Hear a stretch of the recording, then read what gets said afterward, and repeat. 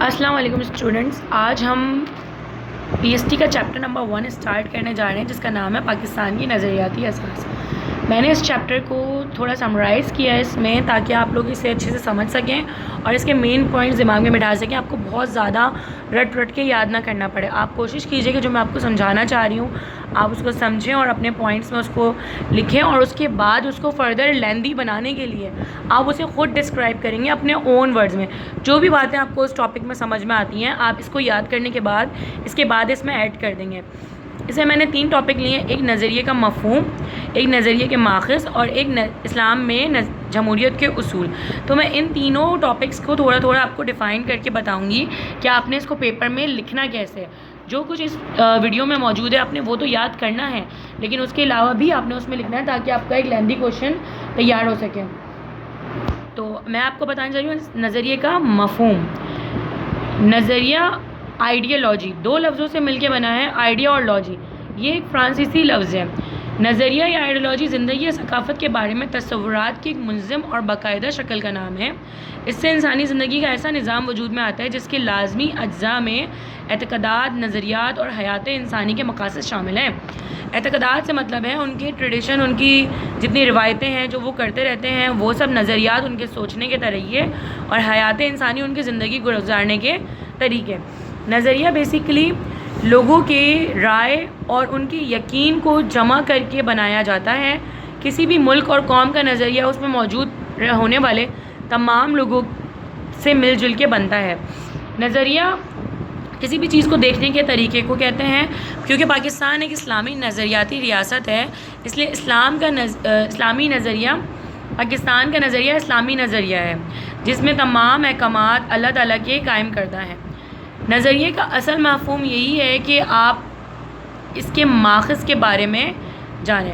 اس کے ماخذ کیا ہیں؟ ہمارا اسلامی نظریہ جو ہے وہ قرآن مجید، سنت رسول اور ہمارے رسم و رواج سے مل کے بنتا ہے۔ مطلب ہمارا جو نظریہ ان چیزوں پہ ڈیپینڈ کرتا ہے اور انہی سے وجود پاتا ہے جو اسلامی نظریہ حیات ہے۔ قرآن مجید اس میں لوگوں کی معاشی قوانین کی دائمی رہنمائی موجود ہے۔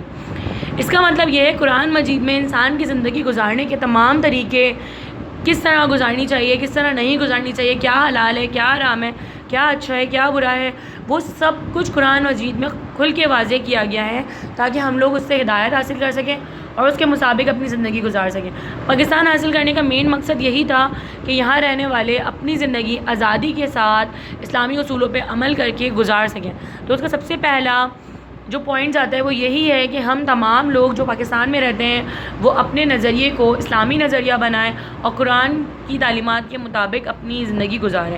سنت رسول یہ قرآن کے احکامات کی قولی اور عملی تشریح ہے، تاکہ احکامات قرآن سمجھنے میں کوئی غلطی نہ ہو۔ اب جو چیزیں قرآن مجید سے واضح نہیں ہوتی یا ہو بھی جاتی ہیں، مگر حضور پاک صلی اللہ علیہ وسلم نے اپنی زندگی میں ان تمام ہونے والے واقعات کو جو انہوں نے اپنی زندگی میں گزارے، حضور پاک صلی اللہ علیہ وسلم کی زندگی ویسے بھی ہم سب کے لیے ایک عملی نمونہ کے طور پہ پیش کی گئی تھی، تاکہ ہم ان سے تمام چیزیں سیکھیں کہ زندگی کس طرح گزاری جاتی ہے۔ وہ ہم سب کے لیے ہدایت ہی لے کے آئے تھے، تو ہمیں سنت رسول سے سیکھنے کا موقع ملتا ہے۔ جو چیزیں قرآن مجید سے واضح نہیں ہوتی وہ سنت سے واضح ہو جاتی ہیں۔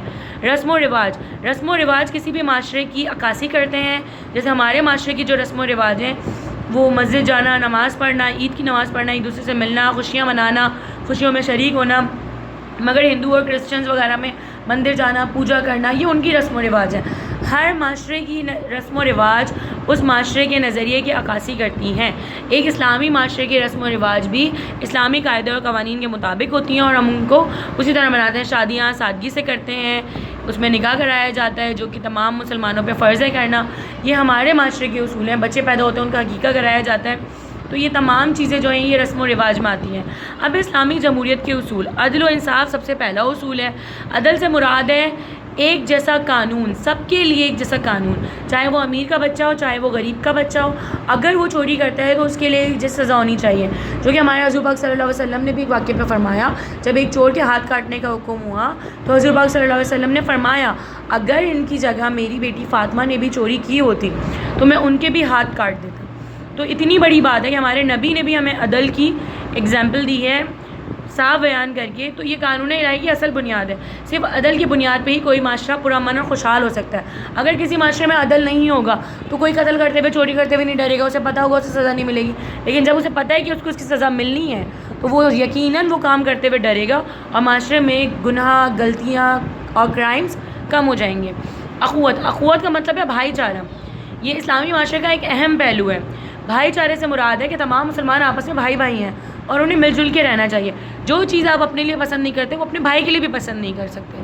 جو چیز آپ کے لیے غلط ہے وہ آپ کے بھائی کے لیے بھی غلط ہے. اسی لیے آپ کو ایک دوسرے کے ساتھ مل جل کے رہنا چاہیے، اچھے سے رہنا چاہیے، جس کا حکم ہمارا مذہب ہمیں دیتا ہے.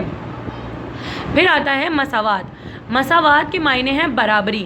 برابری سے مراد یہ ہے کہ ہر کسی کے لیے ایک جیسا قانون ہو. نہ کسی گورے کو کسی کالے پہ کوئی فوقیت ہو، نہ کسی عربی کو کسی اجمی میں. خون، رنگ، نسل کی بنیاد پہ ہم کسی کو اعلیٰ کسی کو ادنا نہیں کہہ سکتے. جس طرح ہم مسجد میں جاتے ہیں تو ہمارے مسجد میں جا کے نماز پڑھنے سے ایک ایک مسلمان ایک ساتھ کھڑا ہوتا ہے. وہ سب سے بڑی اگزامپل ہے مساوات کی، کہ غریب، چاہے وہ غریب ہو، نوکر ہو، مالک ہو، سب ایک صف میں کھڑے ہو کے نماز پڑھتے ہیں. وہاں ہم امیر غریب کا کوئی فرق کسی کے ساتھ نہیں کرتے. حج کرنے جاتے ہیں سب ایک طریقے سے کرتے ہیں، تو وہاں کوئی فرق نہیں. جب انسان مرتا ہے سمپل کفن پہن کے جاتا ہے، کوئی سونے کے زیورات پہن کے نہیں جاتا.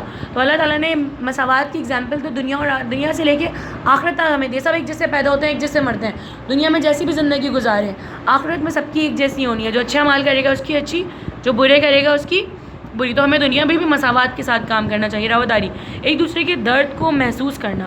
اسلام ہمیں رواداری کا درس دیتا ہے. یہ انسانی رشتوں میں استحکام کا باعث ہے. جب ہم دوسروں کی باتوں کو برداشت کرتے ہیں تو ہمارے رشتے مضبوط ہوتے ہیں. اگر ہم ہر بات پہ لڑنا جھگڑنا شروع کر دیں تو رشتے کمزور ہو جائیں گے اور ہم لوگ مل جل کے نہیں رہ سکیں گے، اور ہمارے خاندان کے خاندان برباد ہو جائیں گے. حاکمیت اعلیٰ کا تصور سے مراد ہے کہ تمام طاقتیں، تمام قوتیں اللہ تعالیٰ کے ہاتھ میں ہیں. اگر ہمیں کسی ادارے کے سربراہ بنایا جاتا ہے تو ہمیں یہ نہیں سوچنا چاہیے کہ ہم یہاں کے مالک بن گئے ہیں، اب ہم سب چیز پہ اختیار رکھتے ہیں. ہر چیز پہ اختیار اللہ کی ذات کا ہے، وہی ہر چیز کو چلانے والا ہے. اگر ہم غلط کام کریں گے تو اللہ تعالیٰ دیکھنے والا ہے، وہ ہمیں اس کی سزا دے گا. تو ہمیں ہر چیز کا مالک اللہ تعالیٰ کو سمجھ کے، اپنے آپ کو اللہ تعالیٰ کی طرف سے مقرر کردہ سمجھ کے، اسی کے حکم کے مطابق ہر چیز پہ کام کرنا چاہیے. کیونکہ ہمیں اس بات